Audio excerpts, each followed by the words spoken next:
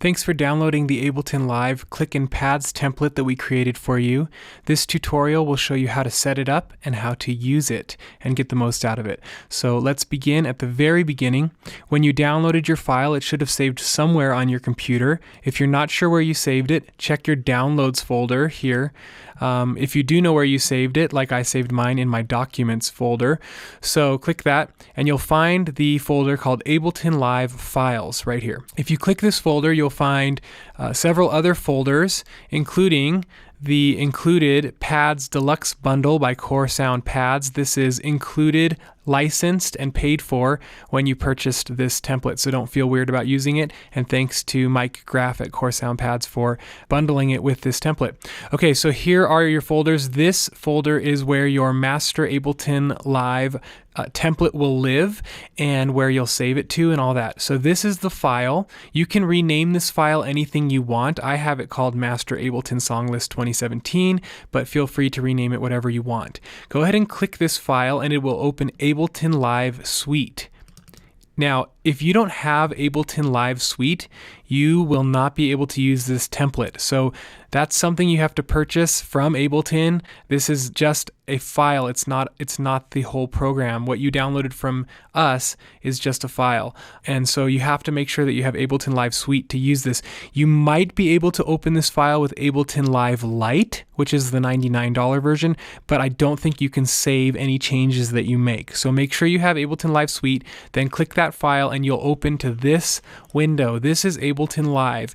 If you've never seen Ableton Live, it can look many different ways, but this is the template that we have created and have been using for many years, and we find it to be excellent if all you really want to do is run clicks, count-in cues, and pads. So here is your template. Here's what we're going to do first. We're going to go through an overview of Ableton Live. Okay, let's talk about the overview of Ableton Live in the way that we have it set up. Okay, you have multiple columns here, and you'll see each column is basically, imagine it as a channel strip on a soundboard. So, and I have labels on top here that you can see. So let me explain what they are. The first column here is literally just song name and key. It doesn't make any sound. It doesn't do anything except for tell you what song you're looking at and what key you're looking at. The second column is the click track column. So you have all these different click tracks for each of the songs all the way down. And you have quarter notes, eighth notes, 3/4, and I think 6/8 as well, and even a 5/4 for How Deep the Father's Love, of course. And that's the click channel or click column. This is the count-in column. This is a vocal cue. So at the top of your song, if you want to hear 1, 2, 3, 4. Okay. So that's the count-in column. Then you have guitar pads. These are those ethereal pads provided by Core Sound Pads. And they come in all the keys, and I'll show you how to change out for different sounds and stuff. That's the guitar pads column. This is the drum loop column. Some of the songs you might want to create a drum beat. I have a couple in here for you just to kind of reference. And melody loops. You might have some sort of simple repeating melody loop that you want to play in the background of a whole song. That's where you can put these. These two you'll probably never use. Backing tracks, you can create a whole backing track and just play along with it, or a reference track for your band. I almost never use these, but they're there for you if you want to use them.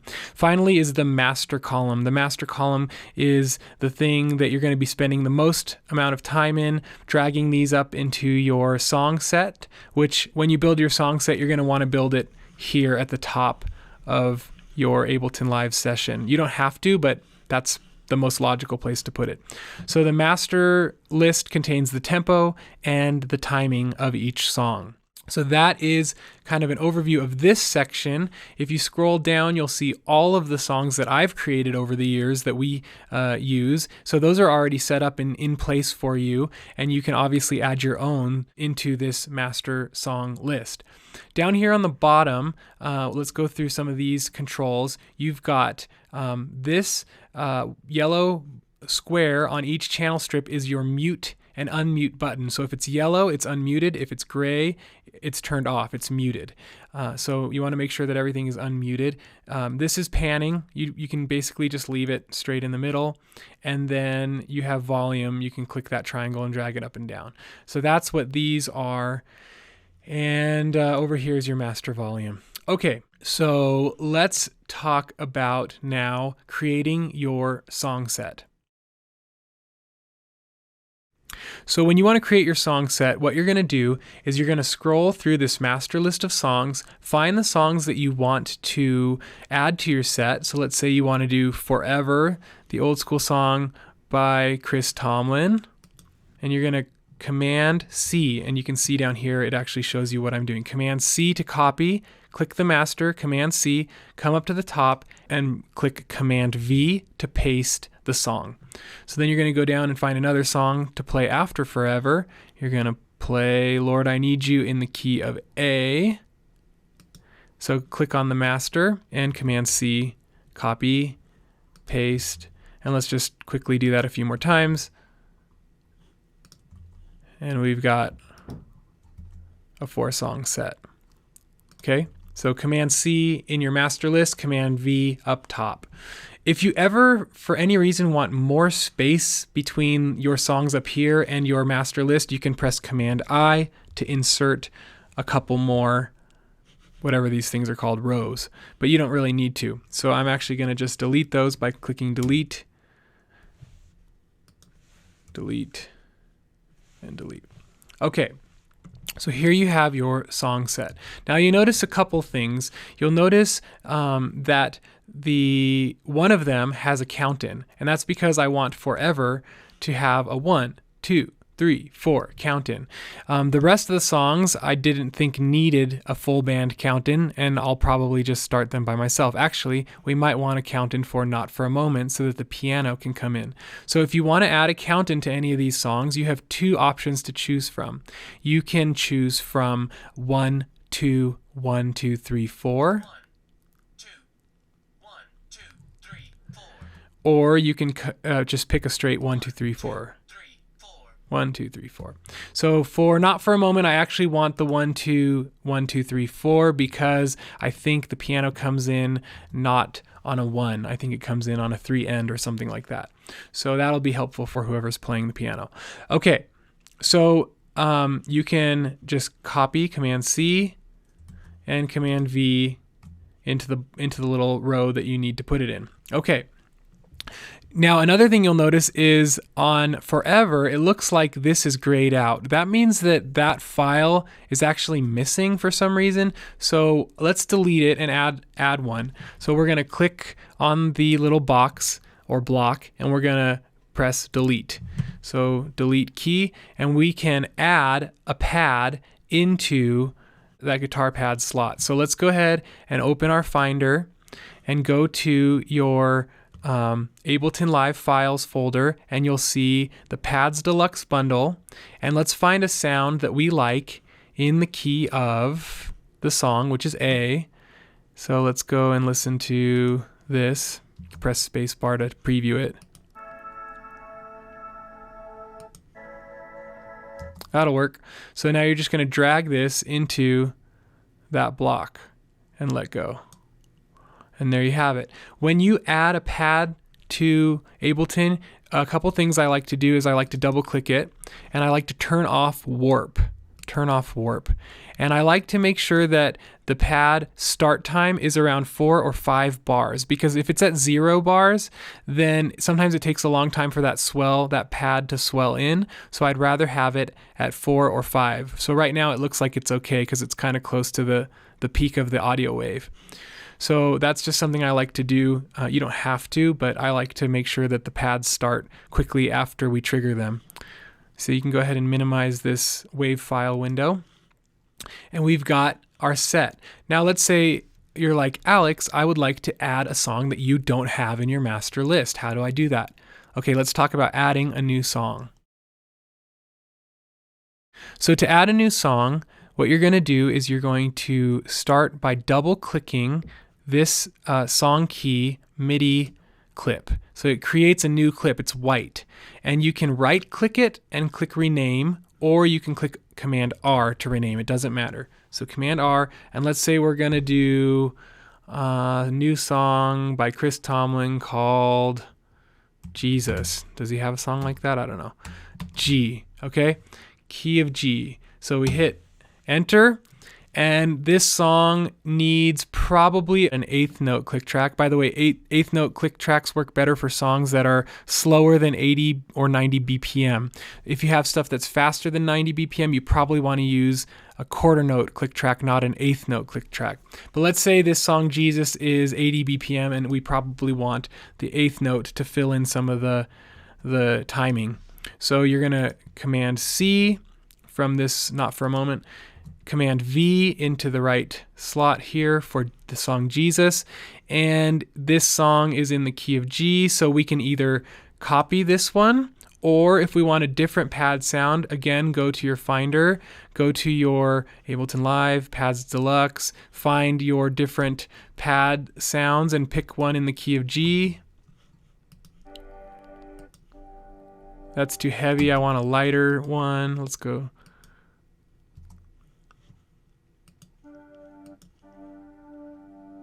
That's prettier, so let's go ahead and drag that in. Turn off warp and set it to 4 bars in. Good. Okay, close this.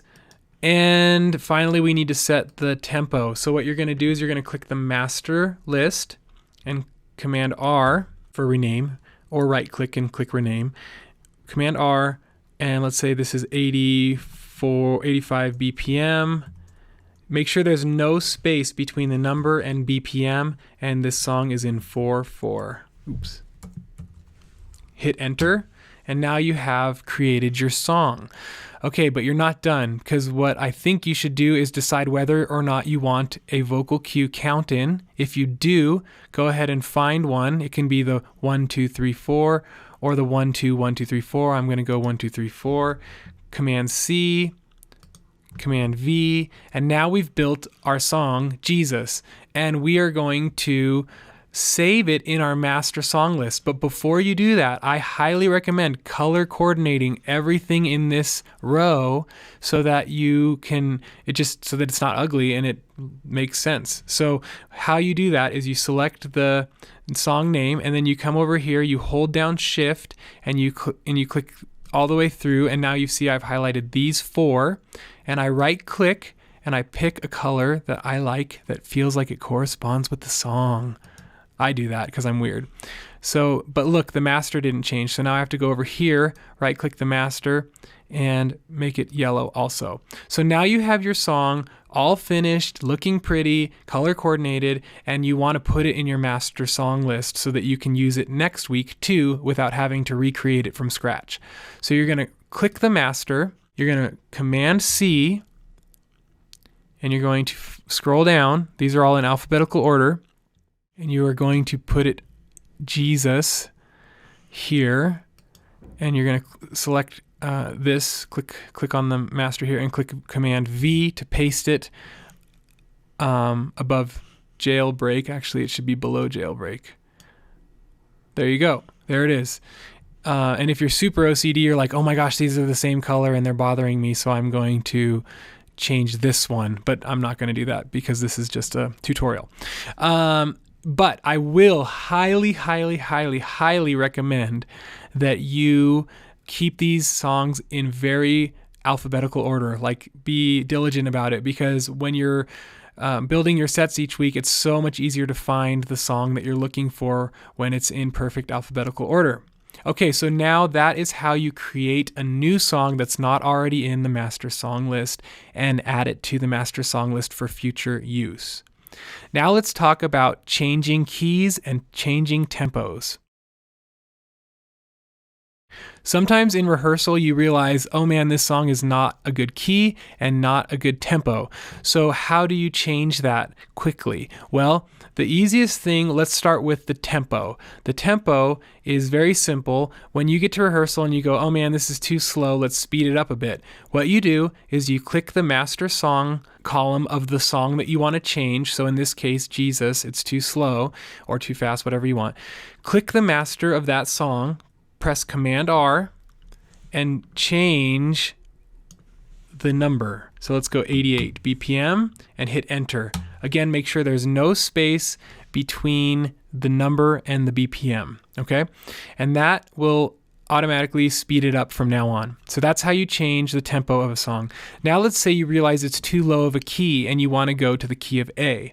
Okay, the easiest thing you can do is click on this guitar pad, because the guitar pad is the only thing that has any sort of tonal quality. So you need to get rid of the guitar pad and add a guitar pad in the correct key. So select it and click delete. It's gone.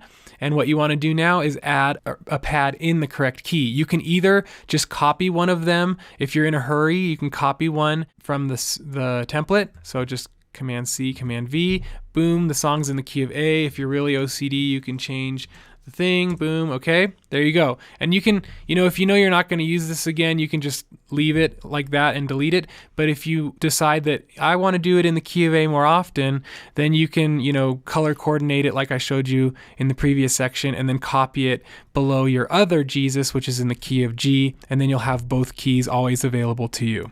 So that's how you change the tempo and the key. Okay, next let's talk about assigning MIDI controls or keyboard controls to trigger your songs. So we've already built our whole song list here, and this is our set for Sunday.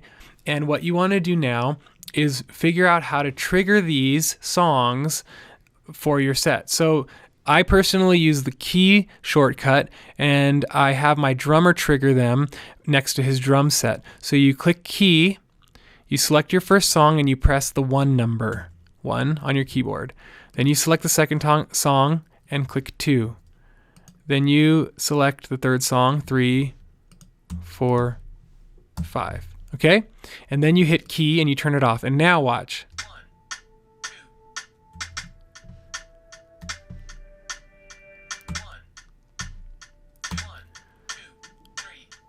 2. So now I can trigger, or my drummer can trigger the songs with the numbers on the top of the keyboard of the computer.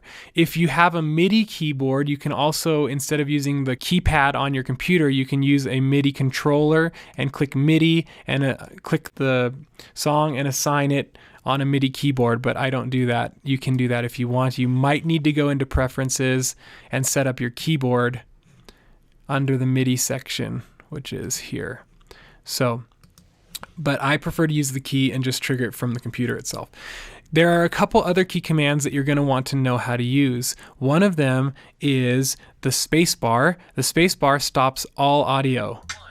So see, that stopped the pad, the click, and the guy talking. And if you had a loop, it would stop the loop too. So the spacebar is how you kill everything.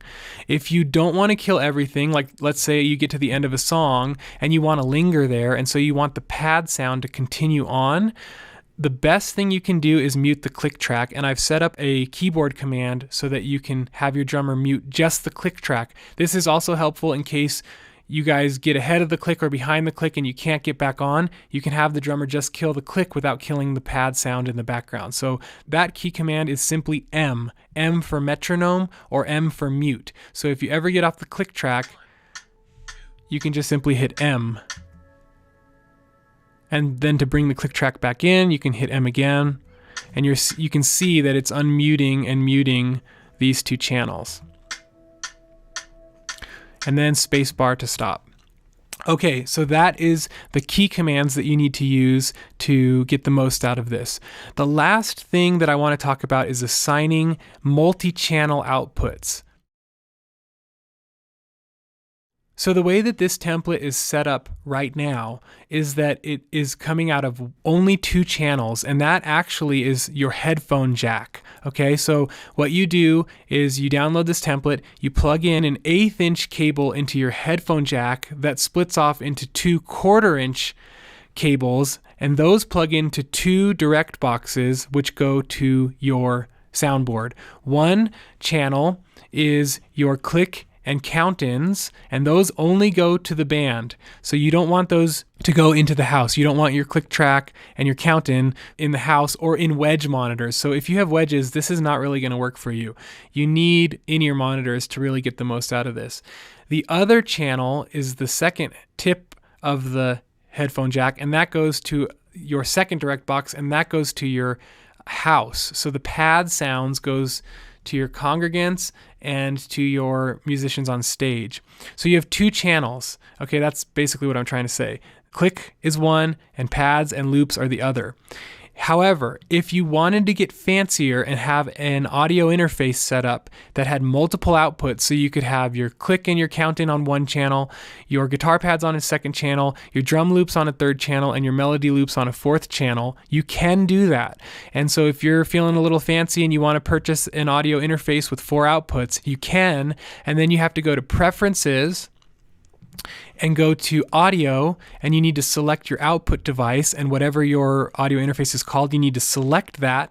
And if it has 4 outputs, it's going to actually show you here the output options. So now you've got your click and your count-in on 1, your guitar pads on 2, your drum loops on 3, which would be there if we had it, and 4 for your melody loops, which would be there if we had it. And let's say you're feeling really crazy, you'd have 5 for your backing tracks. Okay, so that's how you configure multiple outputs. But for most people, if all you really want to use is click and pad, you honestly can get away with the headphone jack approach. So it's up to you how you want to do it. So that's it for this tutorial on how to use the Ableton Live click and pads template. If you have any questions or are confused at all, please feel free to email me, alex@worshipleadertraining.com, alex@worshipleadertraining.com, and I will do my best to get back to you promptly. Okay, God bless you guys, and enjoy using this template.